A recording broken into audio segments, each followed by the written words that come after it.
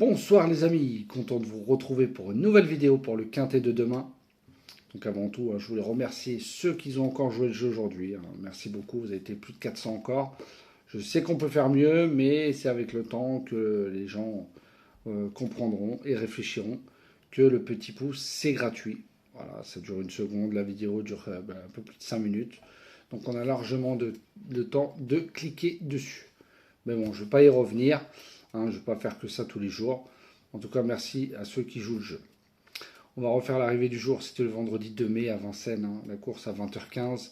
Dans ma sélection, je vous donne le quintet dans le désordre. Voilà, c'est pas des gros rapports. Mais voilà, c'est pas des cacahuètes non plus. Quintet dans le désordre qui fait 41 euros. Certes, il aurait fallu l'avoir en moins de chevaux. J'espère que vous avez trouvé les bonnes bases et que vous avez touché de votre côté. On est parti pour demain, le samedi 3 mai, une très belle course à Vincennes, réunion en course 4. Ça se jouera sur 2850 mètres, ils seront que 13.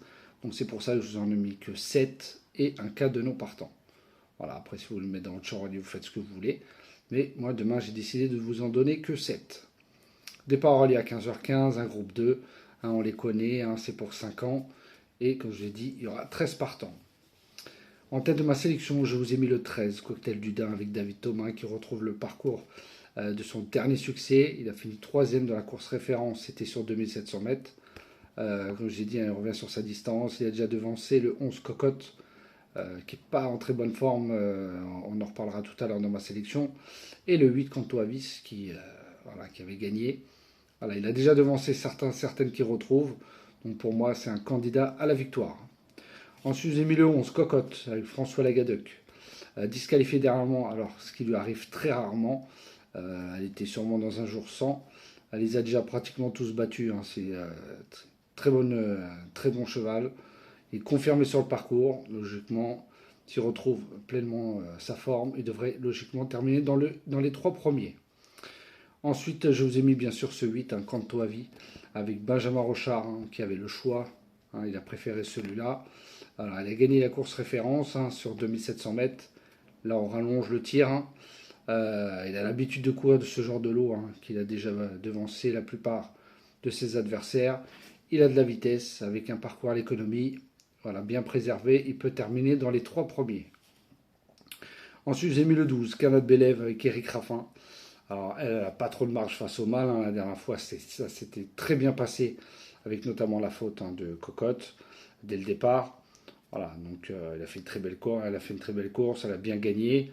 Bon, elle n'est pas régulière. Voilà, si elle répète, même si c'est pas sa distance préférée, mais je la vois plutôt pour les places cette fois-ci que la victoire. Ensuite, je vous ai mis le 1, Kyoto DiGeo avec David. 4e avec les mêmes. 4 places en 6 courses sur le parcours. Donc lui, il n'y a pas de souci. Par contre, lui, il lui faut le parcours caché. Car il a une très belle pointe de vitesse finale. S'il se fait bien ramener dans les 500 derniers mètres, il peut en ramasser quelques-uns. Bon, je ne le vois pas pour la victoire, mais il peut garder une 4e, 5e place à belle cote. Ensuite, j'ai mis le 9, Xar, avec Mathieu Abrivard. Alors, il a été disqualifié dans la course référence. Il part très vite, ce qui est un atout.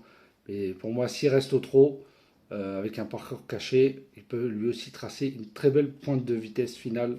Surtout que Mathieu Abrivard le connaît par cœur. Logiquement, s'il trotte, comme je vous ai dit, il devrait terminer à coup sûr dans les 4 premiers. Et enfin, mon 7e cheval sera le 6, Kyriel, avec Paul-Philippe Ploquin. Il fallait trouver un outsider. Je pense qu'il peut être pas mal, mais pareil, comme je l'ai dit, 4e, 5e. Pas mieux, il est déféré des 4 contrairement à la dernière fois.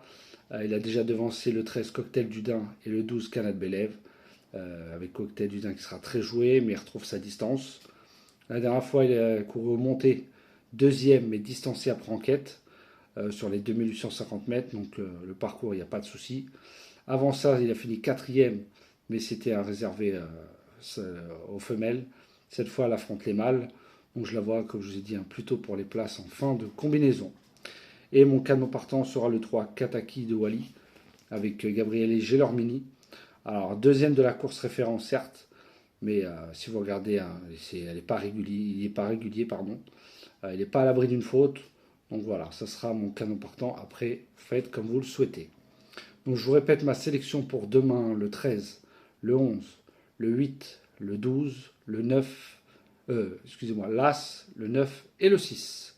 Donc je vous répète, 13, 11, 8, 12, le 1, le 9 et le 6. Et mon cadeau partant sera le 3.